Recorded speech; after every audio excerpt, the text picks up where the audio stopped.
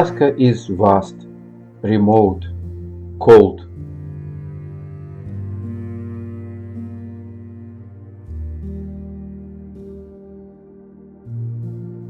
For centuries it was explored and settled by strong people, people who could endure its challenges and appreciate its riches. It is a land that doesn't reveal itself all at once. It stretches beyond the frame, inviting you to feel its scale rather than simply see it. Move a little further, look a little deeper, and you become enthralled by how beautiful it is.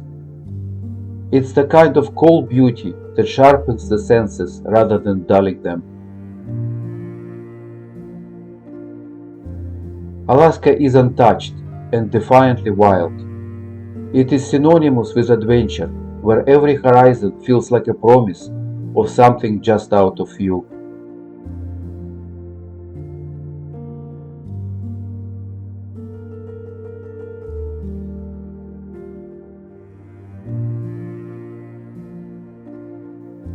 In this short trip, we hardly saw 1% of this land, and northern North America in general. But even so, it was enough to make a lasting impression, to leave memories which invite you to know more and explore further.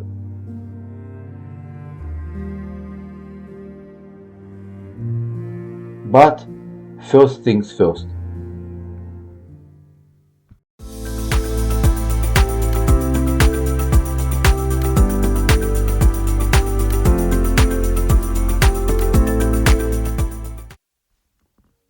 On a cold Melbourne morning, we were mentally preparing ourselves for a 14-hour Qantas flight from Melbourne to Los Angeles. From there, we would transfer to a 3-hour flight to Vancouver.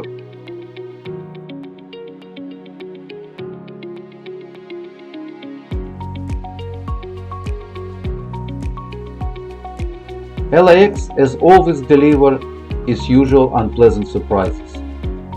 Despite only being in transit, we were required to collect our luggage and go through customs. Fortunately, we had our US travel authorization ESTA sorted. After all, we were on our way to Alaska. With just 3 hours between flights, the connection was tight. We endured an hour-long customs queue, picked up our heavy suitcase, dropped it off at another gate, changed clothes, and then navigated the maze of LAX corridors and escalators to reach a different terminal. From there, we boarded the airport transit bus to the standalone American Eagle departure area, known as the Eagle's Nest. Needless to say, we were relieved to finally arrive in Vancouver. The city immediately felt calmer, quieter, more convenient, almost relaxing. We reached our hotel easily via the driverless train. It's no surprise Vancouver consistently ranks amongst the world's most livable cities. Our Holiday Inn Express was located in Metrotown, a modern transport and activity hub with a massive shopping center.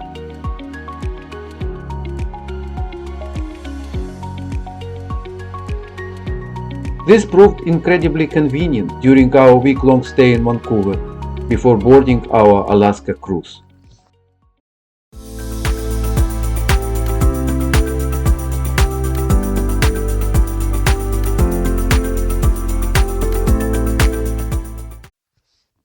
The next morning, we commenced our exploration of Vancouver. The weather was perfect, so we decided to spend the day outdoors at the famous Stanley Park, a vast, forest-like oasis close to the CBD. We reached it by taking a direct bus from our Metrotown hub, which was both convenient and economical. To our surprise, the bus turned out to be a trolley bus, an almost archaic but charming way of making public transport electric. Stanley Park is a favorite recreation area for locals, mainly people, though a few animals seem to enjoy it too.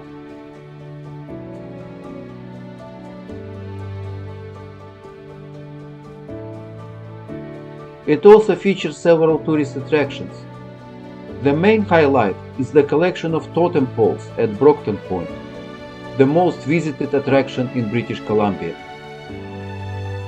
Each pole is accompanied by description of its origin, meaning, and cultural significance. Modern-day Canada places great importance on acknowledging and promoting indigenous cultures, with a strong focus on revival and reconciliation, similar to the recognition of Aboriginal culture in Australia.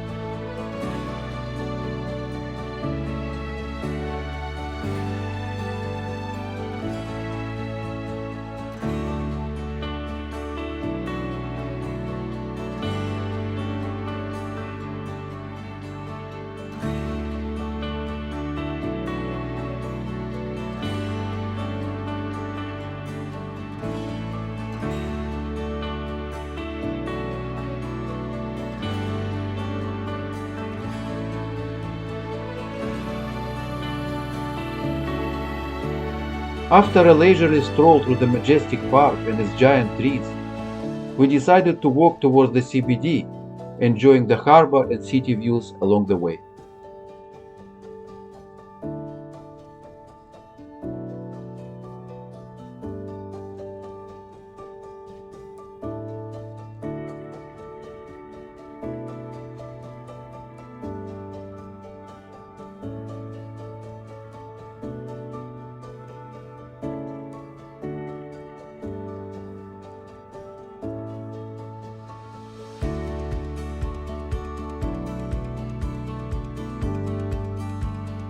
In the city center, we visited the Vancouver Lookout, which offers panoramic views of the nearby mountains, the cruise terminal from which we would depart in a week, and the container and cargo ports.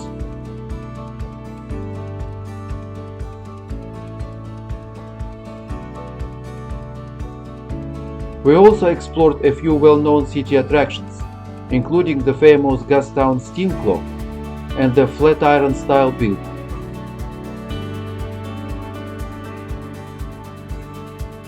Vancouver made a fantastic impression overall.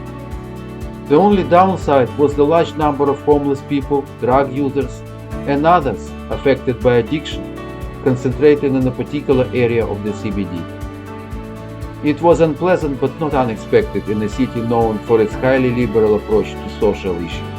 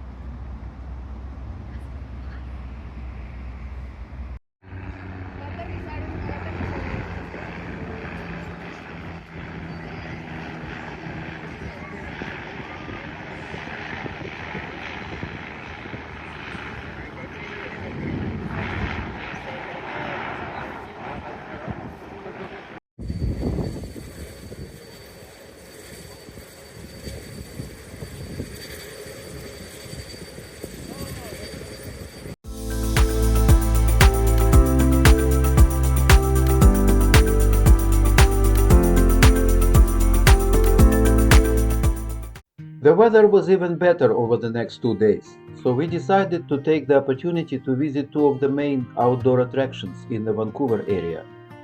The first was Grouse Mountain. Once again, we managed to get there early using direct buses with just one interchange. Grouse Mountain is the highest peak near Vancouver, a ski playground in winter, and a nature and adventure reserve in summer.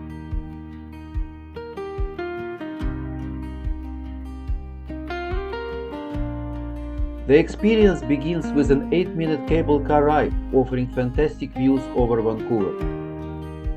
Naturally, the mountain scenery at the top doesn't disappoint.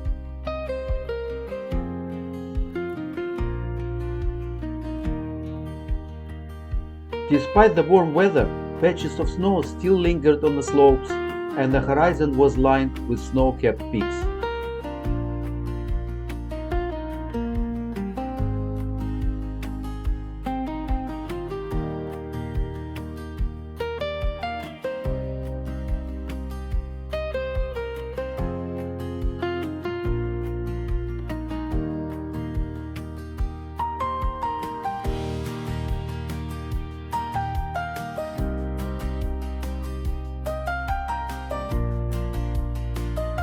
The forest and lake views were absolutely stunning.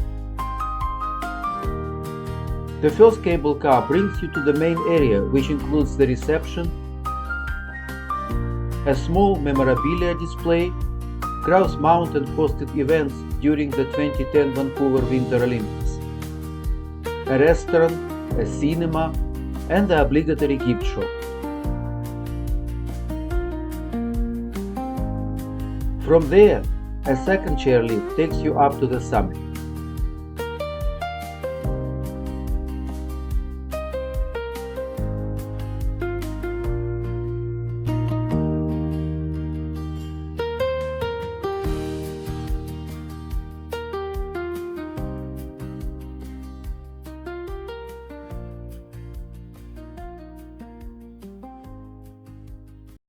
In addition to the breathtaking views, the mountain features a world-famous habitat for 2 rescued grizzly bears, a bird talk, and a lumberjack show. The close-up view of the bears and the presentation were excellent. It was fascinating to learn how bears prepare for winter hibernation by deliberately clogging their digestive system with inedible material, and how they reset themselves in spring by voraciously eating skunk cabbage.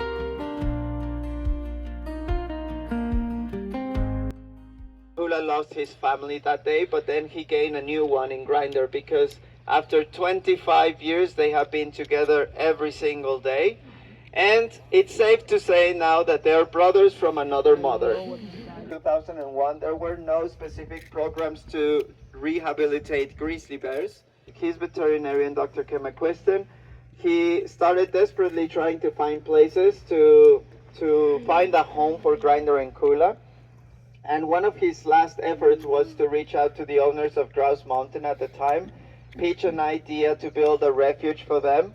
And thankfully they agreed, so they donated this piece of land so that they can have a natural habitat for them. It's a 5.5 acres of habitat. The bird talk about the owl was equally captivating. Who knew that the visible ears on an owl aren't ears at all, but simply tufts for display and expression? The real ears are hidden behind the eyes and are asymmetrical in height and position. This natural radar allows an owl to hear a mouse's heartbeat under a foot of snow. The lumberjack show was a bit childish, but still entertaining. A school group was in the audience, and they certainly enjoyed it to the fullest. All in all, it was a fantastic day. All right, folks, now's the time to cheer on your lumberjacks. We got this nice big chest of wood coming out. Johnny having a best shot. Hey, folks, you gotta cheer your lumberjacks all the way up and all the way back down these trees. We got a good race going here. It's gonna be a close one. We got Johnny ringing that bell first.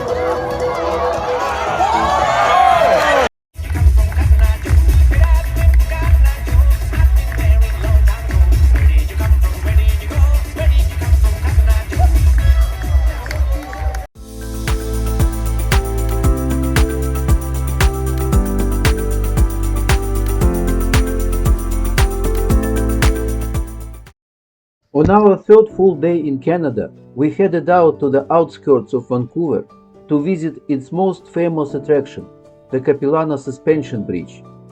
This simple suspension bridge is 140 meters long and hangs 70 meters above the river. It has been rebuilt several times over its more than 130-year history. The name Capilano comes from the Squamish nation word Kiapalana, meaning beautiful river, which perfectly captures why this place and the surrounding park attracts visitors from all over the world.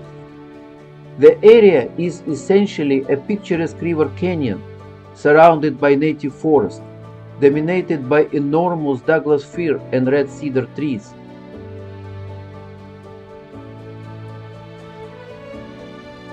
It has been used for recreation and various tourist and sporting activities for many years.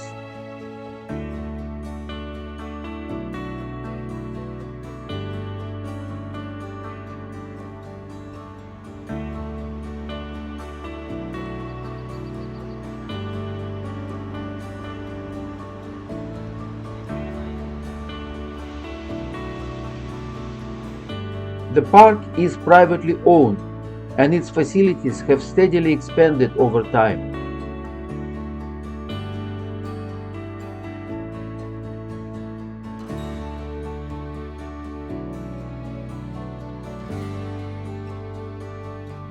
The owners added the Treetop Adventure Walk in 2004.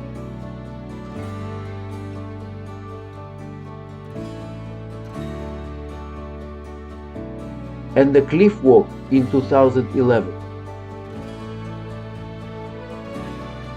The park offers guided walks, educational stations,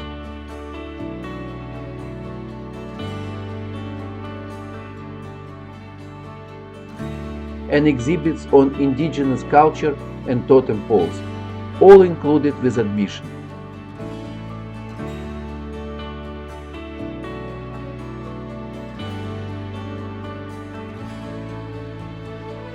It's worth arriving early, just before the opening time, if you want relatively uncrowded photos of the bridge, the Treetop Walk and the Cliff Walk, before the tour buses arrive from downtown. There is also a free shuttle bus to and from central Vancouver. We arrived bright and early using the same bus route we took for Grouse Mountain. You simply get off a few stops earlier. Being among the first visitors, we were able to cross the bridge alone and take some excellent photos of it. Afterwards, we continued to the Treetops Walk, which was also almost empty at that hour.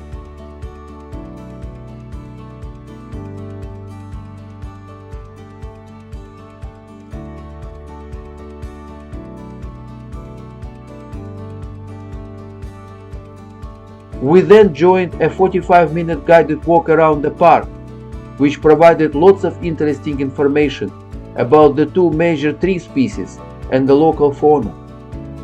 Surprisingly, the very similar looking red cedar and Douglas fir trees are completely different in their properties and uses. Red cedar is incredibly light and ideal for carving and construction, while Douglas fir is strong and sturdy, with the unique ability to absorb moisture from the air and resist bushfires. Local animals include raccoons, which are known for washing their hands constantly. This has nothing to do with cleanliness. Their primary sense is touch, and their paws are most sensitive when wet. By the time we reached the 213-meter cliff walk, it was already full of people. Still, we managed to complete it, although we had to stop frequently when people ahead posed for photos. Finally, we explored the park's gift shop, which had an excellent selection of higher quality souvenirs, and we even bought a few. The prices weren't exactly bargain level, but at least the quality was above average. Another fantastic and successful day.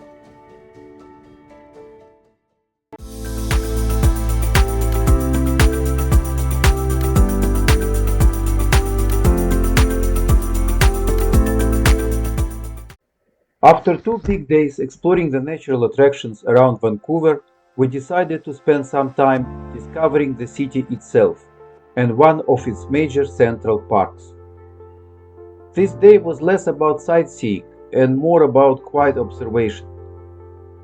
When you stay in one place for a while, you start to get a feel for its everyday rhythm and the unwritten rules that guide people's behavior. For example, we traveled extensively by public buses, which proved to be clean, reliable, and efficient. Unless it's absolute peak hour, people always enter through the front door, and every single person taps the payment terminal. If a large group is waiting at a stop, they automatically form a queue. Everything is polite and orderly. At the front of the bus are folding priority seats. It's fine to sit there, but as soon as someone needing assistance boards, people immediately jump up and offer their seat. This is especially true for parents with prams. The whole process is carried out with almost military precision. The driver won't move until the parent secures the pram and confirms that the brake is on. Only on our second day did we notice that many buses are equipped with bike racks on the front. The driver patiently waits while cyclists secure their bikes before boarding. There is no extra charge and no need for additional space inside. We really like this approach. There were a few things that we didn't like. For example, there is no such thing as a school uniform. However, from what we observed, children were generally well behaved on public transport. Cannabis is legal and there are many shops selling it, but on the surface it doesn't seem to cause any noticeable issues. The city's ethnic mix is as diverse as Melbourne's. You hear conversations in many languages, and food outlets represent cuisines from all over the world. We decided to visit the Olympic cauldron from the 2010 Winter Olympics in the city center, which we somehow missed the first time.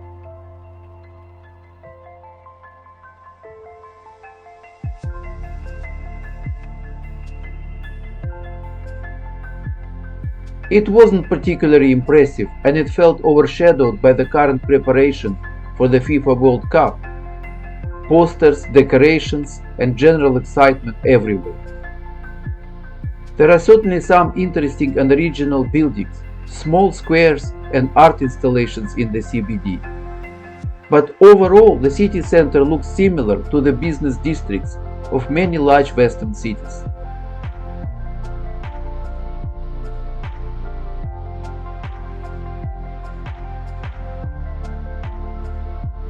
After exploring the CBD, we headed to the Queen Elizabeth Park, located on a highest hill in an otherwise flat central and southern Vancouver. There we visited the Bloedel Conservatory, a compact but densely planted dome filled with tropical plants and birds. For residents of such a northern city, it must be a wonderful way to experience the tropics without traveling. But for us, it felt very familiar. The space is small, but still interesting and enjoyable.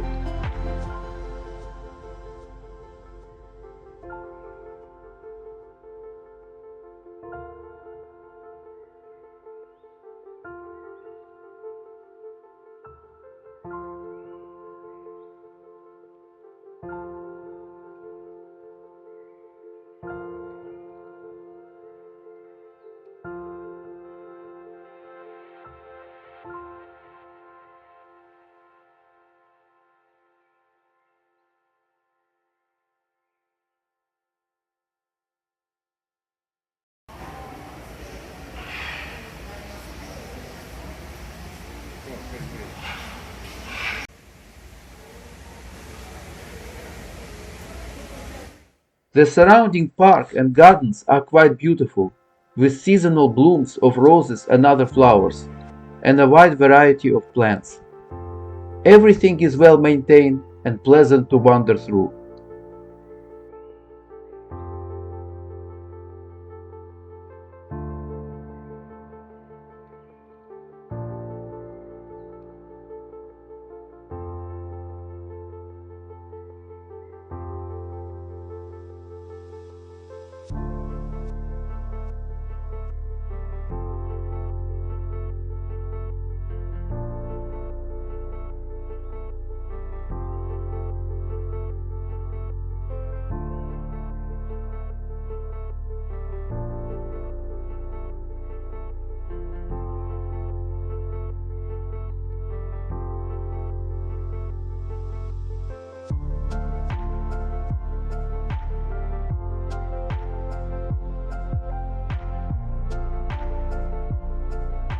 We also explored our local shopping center at Metrotown. Again, it was very similar to other major Western shopping centers, with global chain stores offering familiar products, but also a few interesting finds.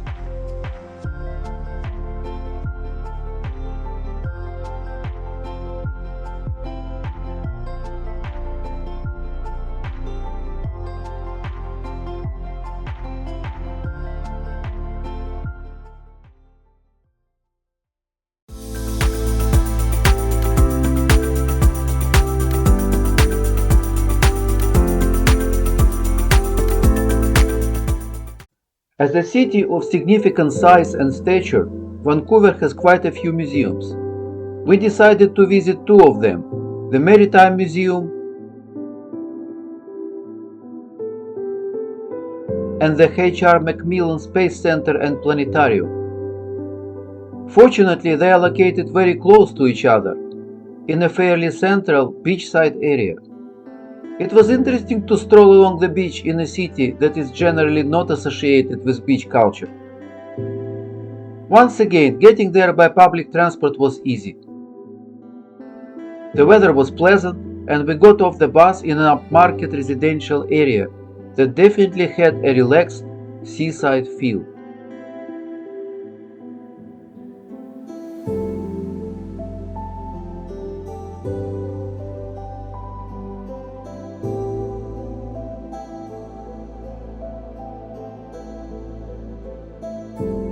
Nearby, a new high-rise development stood out, modern, well-designed, and surprisingly harmonious with the surroundings.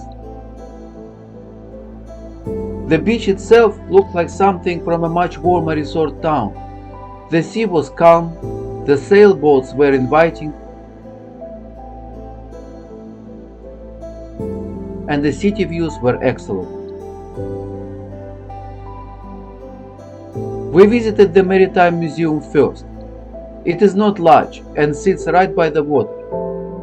One of our goals was to see the original Captain Cook maps, which were supposed to be there.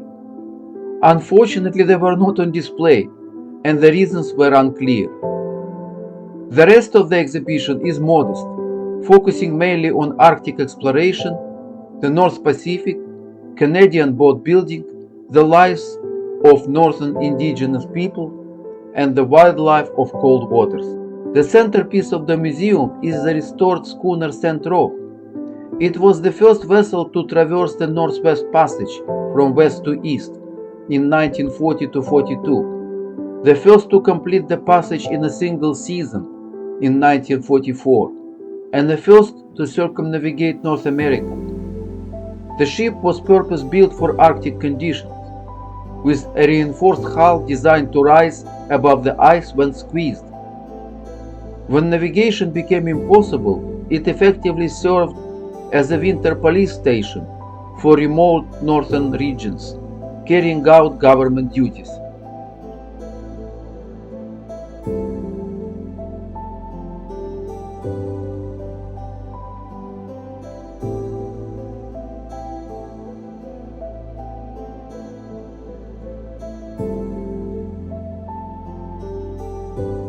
The crew's survival often depended on the expertise of local Inuit communities, who assisted with navigation, hunting, and coping with the harsh winter.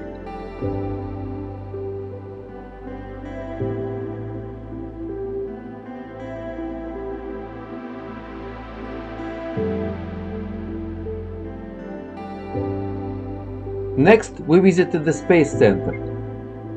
It is also relatively small and features a varied collection of memorabilia related to Canada's participation in the American space program.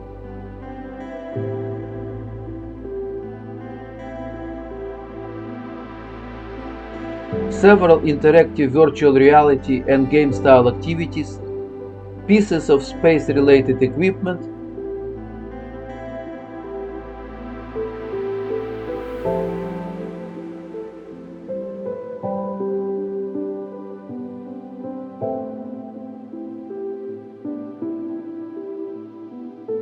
and, most impressively, one of the few places in the world where you can touch a real moon rock.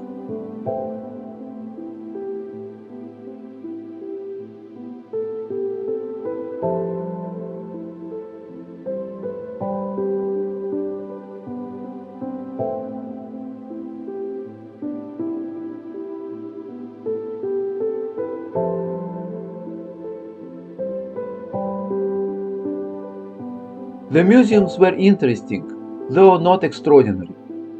From there, we continued our walk across the old Burrard Bridge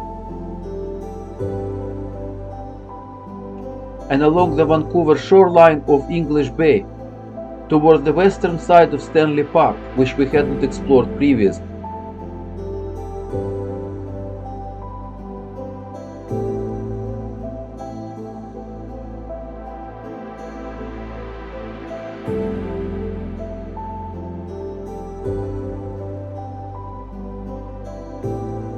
On the shore of English Bay stands the famous Inukshuk, a larger version of a miniature one we bought as a souvenir at Capilano. The Inukshuk is an important cultural symbol for northern indigenous peoples. Traditionally made of stacked stones, it can serve as a signpost, a marker, or a general symbol of welcome. It's no surprise it was chosen as one of the symbols of the Vancouver 2010 Olympics. We then crossed the park using its established internal tracks and once again admired the magnificent Douglas fir and cedar giants.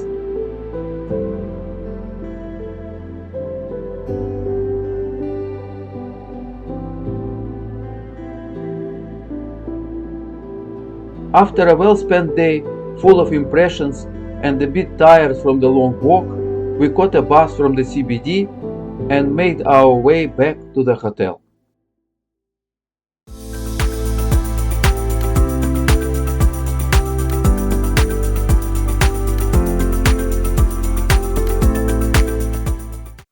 On our last full day in Vancouver, the weather turned gloomy. There was on and off rain, lower temperatures, and a bit of wind. Still, we decided to go somewhere where we could easily duck indoors if needed. We chose the famous Granville Island Public Market. Granville Island is a peninsula just across Falls Creek from the Vancouver CBD. It has played a significant role in the area's history, from the early Musqueam and Squamish settlements to the industrial era. Today, it has been transformed into a trendy public space, filled with shops, restaurants, a marina offering boat tours and water taxis, and several entertainment venues.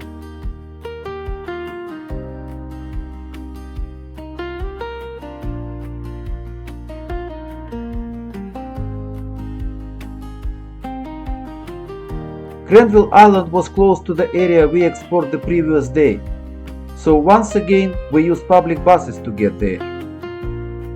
As expected, the place is mostly tourist-oriented. Many shops sell souvenirs and the restaurants specialize in locally caught seafood.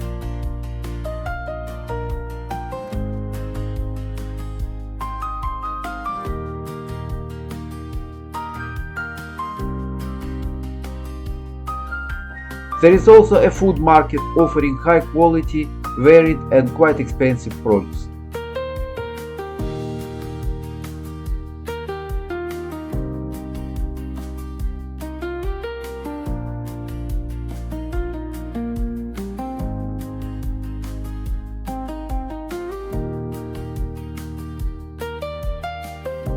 The rain eased off and we happily spent a few hours wandering around, looking for more original souvenirs. After all, this was our last chance to buy something to bring home from Canada. Eventually, it was time to head back and start packing. Tomorrow we were leaving for Alaska.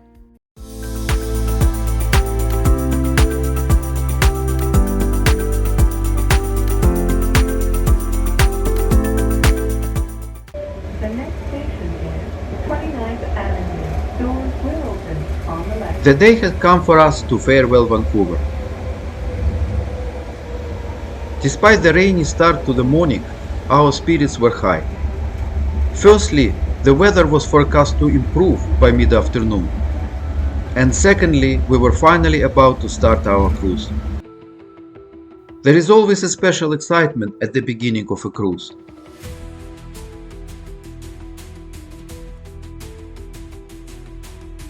You immediately feel that all-inclusive holiday atmosphere, when everything is taken care of. Nothing requires your attention, and all you need to do is be ready to enjoy. The only thing that can spoil the mood is the weather, and even that was clearly on the mend. We enjoyed the view of Vancouver from the top deck as the ship pulled away from the harbor. It offered new angles and spectacular scenery.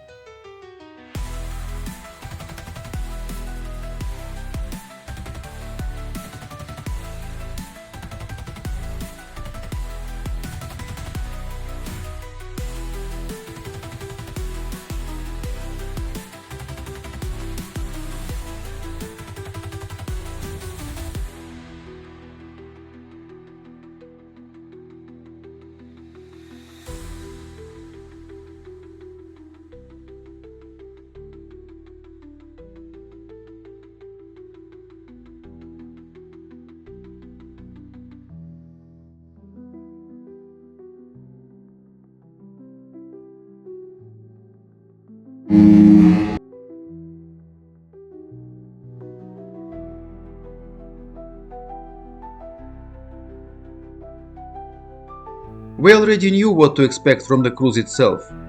After all, we had sailed with Princess many times before, even on this very same ship. There is no point describing the onboard experience in detail.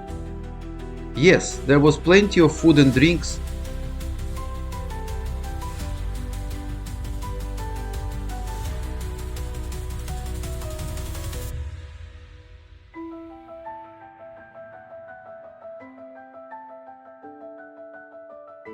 enrichment lectures and entertainment. But that wasn't the purpose of this trip. The point was the destination, with all its gold rush history, wild nature and dramatic scenery. And it didn't let us down.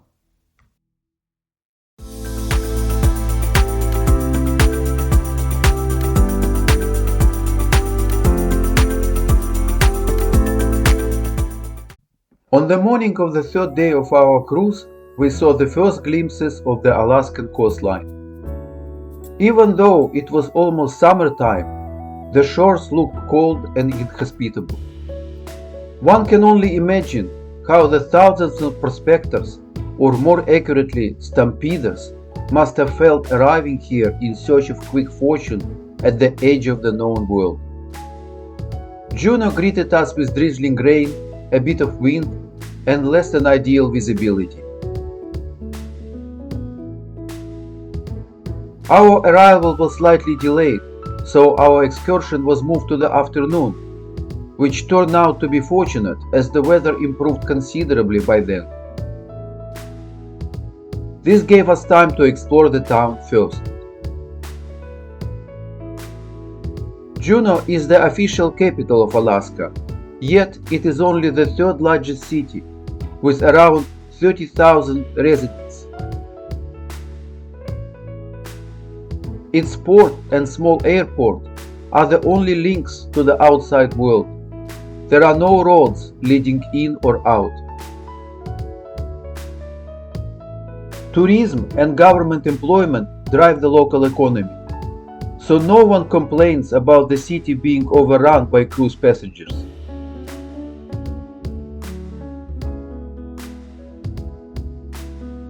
Juneau can accommodate up to 9 large cruise ships in a single day. There were 5 in the harbor during our visit. The shops simply change the names on their welcome boards each morning. Most shops sell jewelry, souvenirs of varying quality and price, art and craft pieces, authentic seafood and local drinks.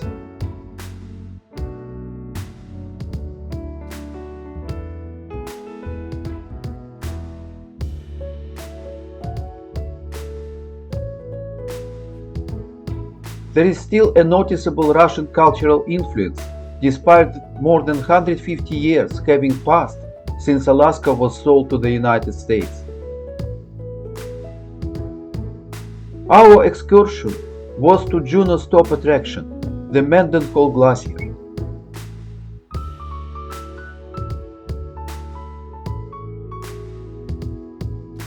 The local tour guides are mostly young American students working seasonally in the tourism industry. The pay in Alaska is clearly decent, and generous tipping from cruisers makes these jobs attractive. In general, they do their work very well, cheerful, talkative, and knowledgeable. The glacier is only half an hour from central Juneau. On the way, there is an excellent chance of spotting America's national bird, the bald eagle, which is widespread in Alaska. At the glacier, a large visitor center welcomes swarms of tourists. It offers extensive information about the glacier, its evolution, its environmental impact, and the lives of local indigenous peoples, past and present.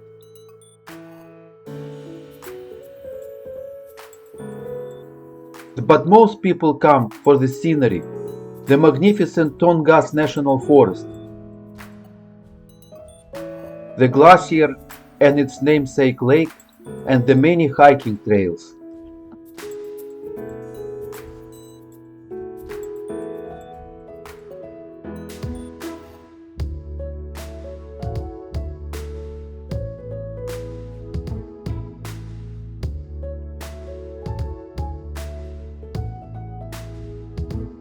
If you are lucky, you may encounter some adorable wildlife. The porcupine, for example, was completely oblivious to the hundreds of people around it.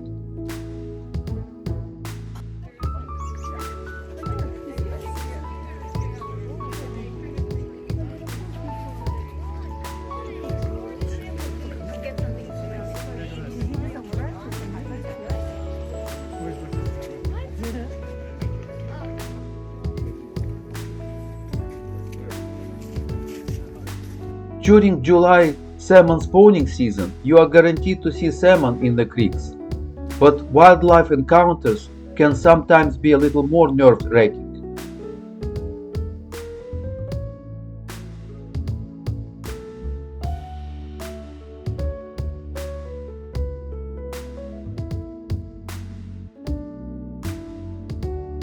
There is also a very popular 1-mile flat walk to Nugget Falls, which offers even more fantastic photo opportunities.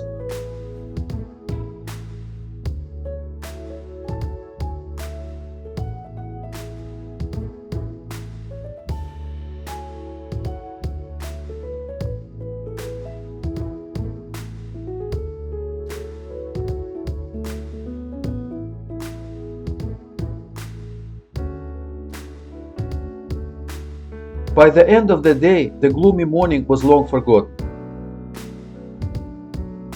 Alaska, with all its natural beauty, felt inviting and welcoming. We returned to the ship full of impressions, and of course, with a small memento from our visit to Juneau.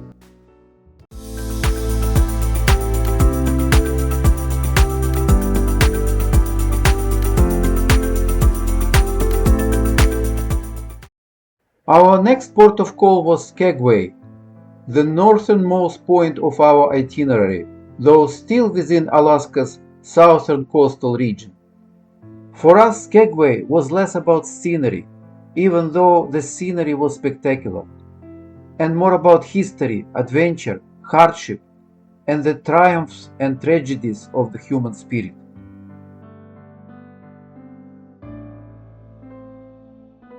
Skagway was the gateway to the Klondike Gold Rush at the end of the 19th century, particularly between 1896 and 1898. We learn about this era in our teenage years through the stories of Jack London, who knew the region firsthand. He too tried his luck here, though without success. But he certainly had the talent to capture the spirit of the time. His books created vivid images of this land, so it was fascinating to finally see it ourselves and to imagine what it must have been like 130 years ago. Our excursion in Skagway was the iconic scenic train journey over the famous White Pass, one of the key routes to the Yukon Klondike gold fields in Canada. The alternative was the extremely steep Chilkoot Trail, which was shorter but far more difficult. Both routes were so arduous that many people, and especially pack animals, never made it.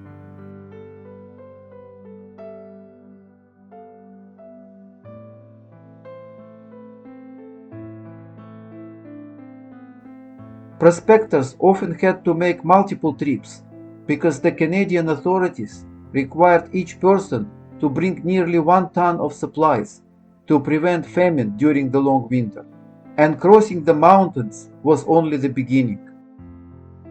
After that, they had to build a boat or raft and navigate the treacherous Yukon River. Summer was the only possible time, the only season when the lakes thawed and the river flowed. When we arrived in Skagway, it was cold and overcast. The hills and slopes were covered in snow, and this was at sea level. The crest of White Pass was much higher and likely even colder and windier. All of this helped us imagine the brutal conditions the stampeders faced. We boarded the narrow gauge train and began the ascent.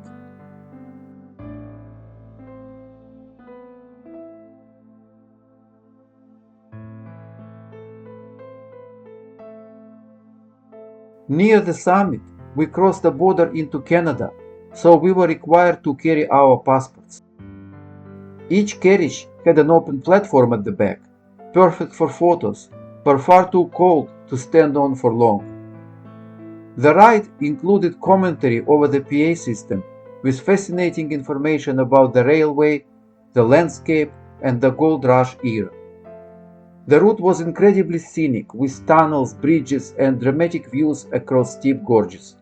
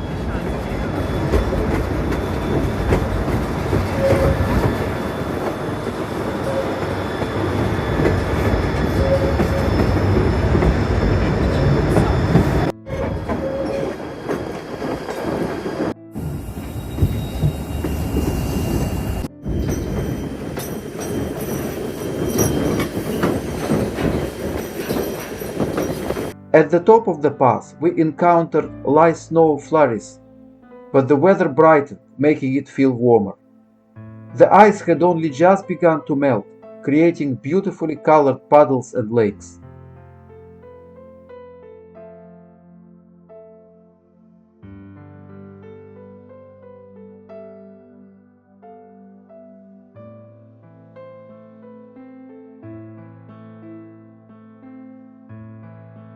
At the terminal stop, we were picked up by a bus and taken to the scenic Yukon Suspension Bridge for lunch.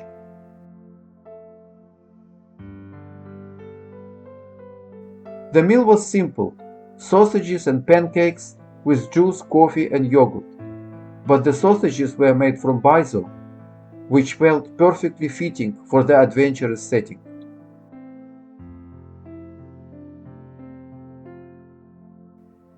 The suspension bridge and the surrounding timber platforms, stairs, and walkways were very picturesque, with plenty of information about the gold rush and the local flora and fauna.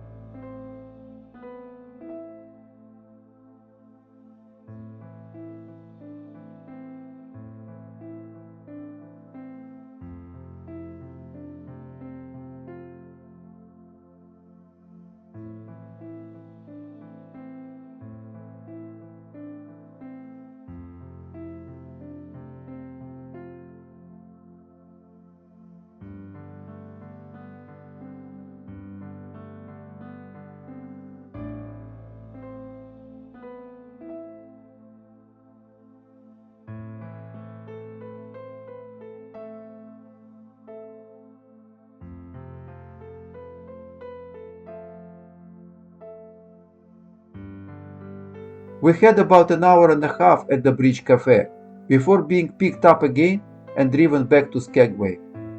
Our driver, who doubled as a guide, provided excellent commentary.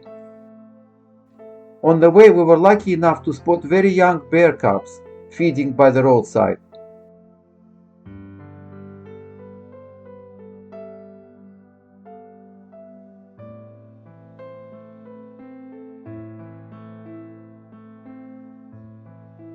And we also made a great photo stop at the Alaska-US border.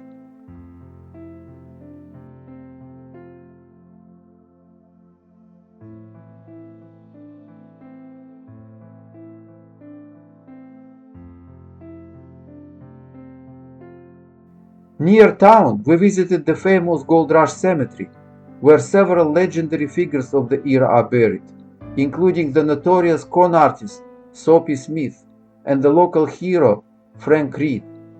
Both were fatally wounded in a shootout in Juneau, and both are buried here. A nearby waterfall was named in Reed's honor by grateful locals. The stories of Soapy Smith, his gang, and the chaotic frontier community sounded as if they came straight from a Jack London novel, or perhaps it was the other way around. Back in Skagway, we still had a few hours to explore the town before returning to the ship. Skagway is tiny, much smaller than Juneau, essentially one main street lined with souvenir shops, saloons, and eateries. There are at least 27 jewelry shops in town.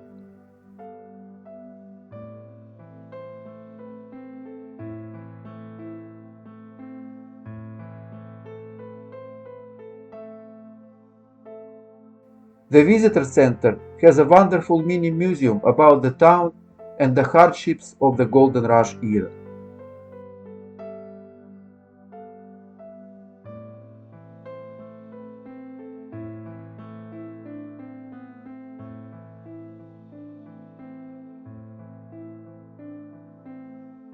The White Pass trip was expensive, but it was the best excursion of our cruise. Skagway, its extraordinary history, the train journey into Canada, and the bear cub sighting was an absolute highlight of the trip. However, our Skagway day was not over yet. When we returned to the ship, we discovered surprise guests on board. The winner of the annual long-distance Alaskan sled race, the Iditarod, accompanied by two adorable Alaskan Husky puppies.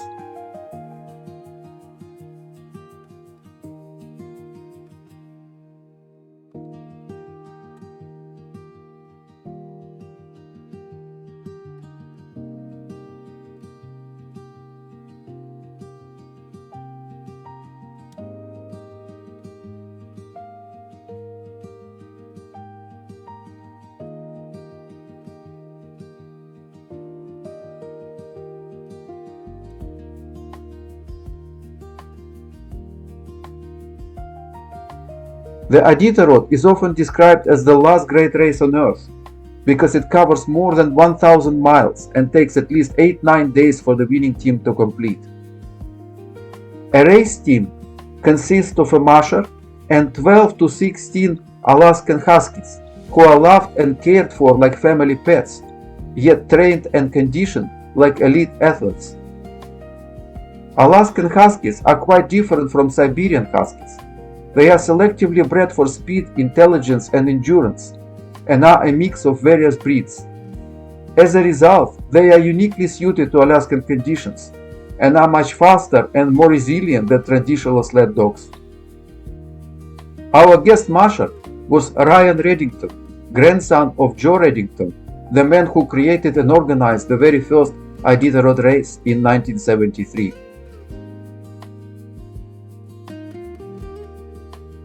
Needless to say, the puppies were an absolute hit, especially with the children. They were a hit with us too, so much that we even bought one.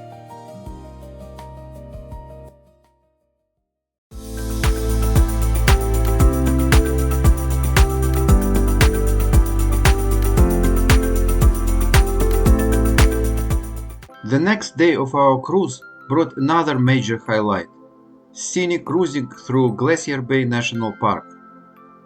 Alaska has literally thousands of glaciers, with at least 600 officially named, so there are many opportunities to see them while traveling here. But Glacier Bay is the premier destination, not only for its dramatic scenery, but also because it is a world-renowned national park and a hub for research, conservation, and education. We were less interested in simply seeing glaciers, we had seen many around the world, and more interested in learning about the Arctic environment, its history, geology, wildlife, and the natural and human-driven changes shaping it. Fortunately, Princess makes this easy. In addition to having local experts on board, they invite park rangers to join the ship for the entire day while cruising inside the park. From early morning, as the ship approached Glacier Bay, there was a buzz of excitement. Many passengers, armed with binoculars and telephoto lenses, rushed to secure the best viewing spots. We were in no hurry to get the first glimpse of the glaciers. The ship always performs a slow rotation, so that cabins on both sides get a good view. Instead, we stayed at the back of the ship, where it was less windy and there was plenty of space.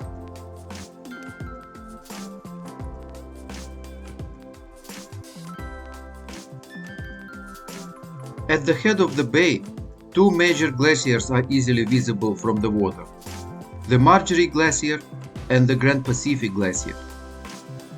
The Margerie Glacier is a classic tidal glacier, about 60 meters high above the water and 30 meters below, and roughly 1 mile wide. The Grand Pacific Glacier is also tidal, and is the glacier that originally carved Glacier Bay. However, today it looks rather unattractive because of the heavy debris covering its surface, making it resemble a giant pile of dirt.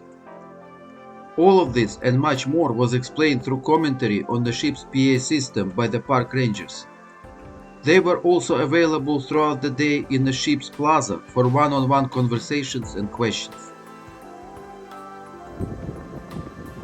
If there is less input than outputs, Glacier's main step is reached. The balance is broken loss is demonstrated advancement for food.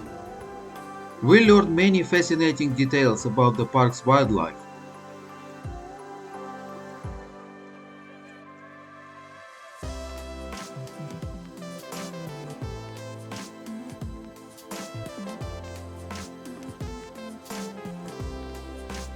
For example, sea otters, very different from river otters, were hunted nearly to extinction in the 19th century for their incredibly valuable water-resistant pelts, which have up to 1 million hairs per square inch.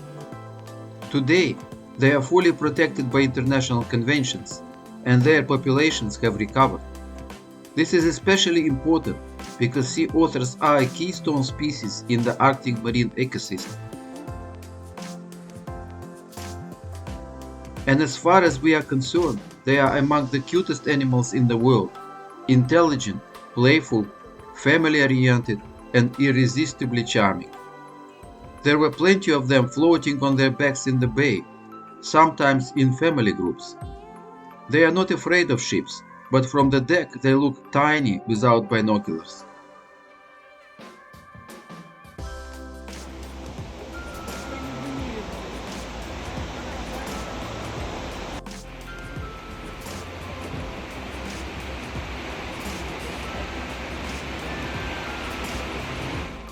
It was a wonderful day in the bay. Good visibility, calm seas, and so much interesting information to absorb.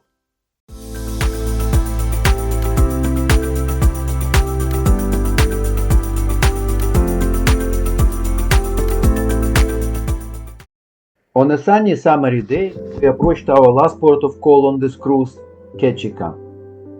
Ketchikan likes to call itself Alaska's first city, but only in the geographical sense, as it is the southernmost town along the Alaskan coast. The port and town look big and busy, and no wonder. Although Ketchikan's population is only about a quarter of Juneau's, it is on track to surpass Juneau in tourist activity, and also has a sizable fishing industry. This is because Ketchikan is deservedly known as a salmon capital of the world. Broadly speaking, there are two major types of salmon, Atlantic and Pacific. Atlantic salmon is mostly farmed these days, with all the potential downsides of antibiotics, food supplements, and environmental impact. Pacific salmon, on the other hand, cannot be farmed. They are disease-prone in captivity, have specific dietary needs, and display aggressive behavior. As a result, Pacific salmon is always wild-caught and is considered superior in flavor, texture, and overall quality. Pacific salmon is widespread in Alaska and northern Canada, but in Ketchikan it is especially abundant. It is the only place where all 5 Pacific salmon species come to spawn. The most prized are king salmon and sockeye salmon. The other major highlight of Ketchikan, totem poles, was the focus of our land excursion. This excursion also included a lumberjack show, which we already knew from our visit to Grouse Mountain in Vancouver. The show followed a familiar silly script and was even rowdier than the one in Vancouver. The audience stands were larger and packed with tourists going wild. The show was framed as a competition between American and Canadian lumberjacks, which added extra spice.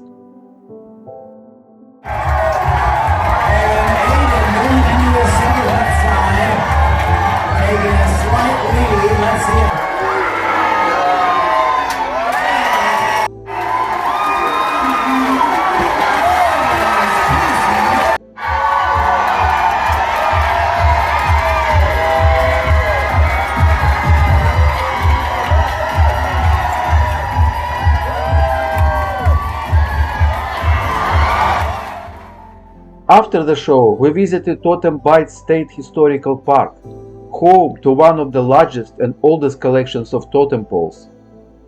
The excursion briefly touched on local flora and fauna, but the totem poles and their cultural traditions were the true highlight.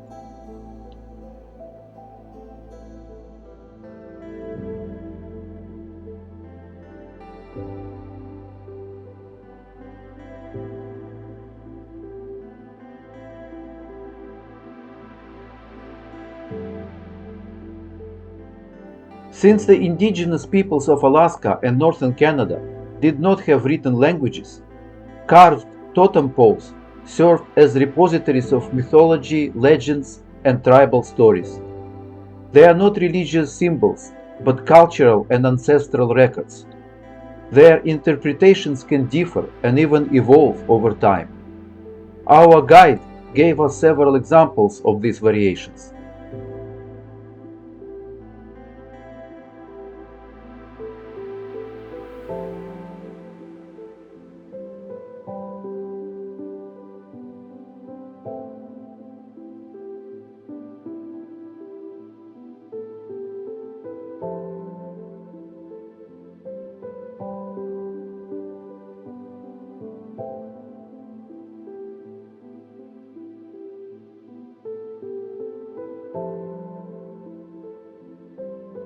Before leaving the park, we spent some time in the local gift shop and cafe.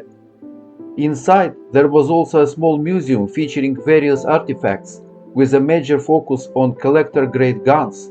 Well, we are in America, as well as tusks, pelts, and other related items.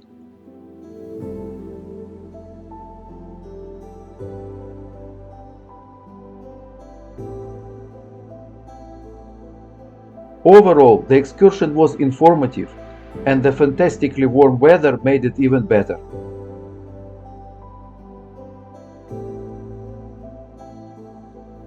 After the excursion, we were dropped off in town and continued exploring on foot.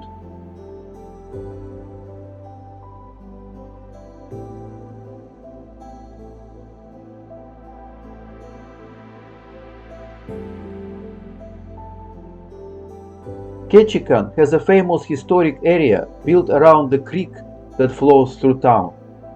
This creek is a significant salmon spawning stream and has been a local attraction since the town's early days. Over time, entrepreneurial locals built a boardwalk and platforms on stilts along the creek banks so people could watch the salmon run. This boardwalk became Creek Street.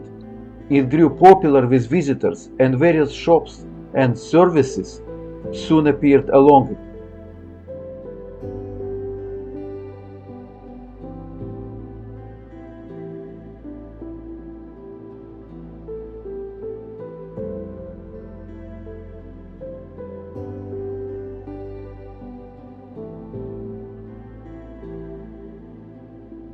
Ketchikan was our last chance to buy a few final Alaskan souvenirs. There are many shops with a wide range of products at different prices, but we concluded that shopping in Juneau was slightly better. Nevertheless, we found what we were looking for and returned to the ship close to departure time with a satisfying mission accomplished feeling. Soon, we were on our way back to Vancouver.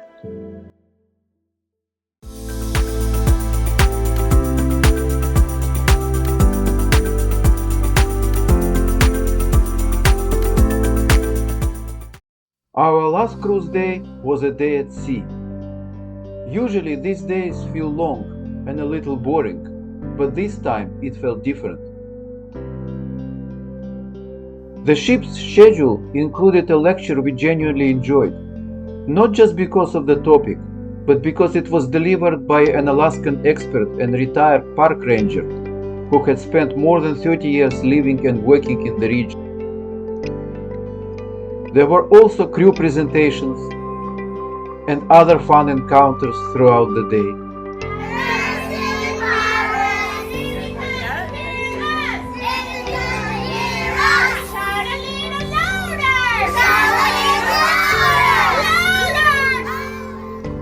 But most importantly, the weather was absolutely magnificent. We were traveling at a slow speed through the Canadian section of the Inside Passage, a coastal route weaving through a network of channels and straits along the islands of the Pacific Northwest. It stretches nearly 1,000 kilometers and includes both Canadian and American waters. When we cruised north earlier in the trip, we somehow missed the narrowest and the most scenic part, likely because we passed through it at night. But on the way back, it happened during the day, and what a day it was! It was so warm and sunny that people changed into t-shirts, and many were sunbathing on the top deck. The views were absolutely stunning. It was a perfect finale to our Alaskan cruise.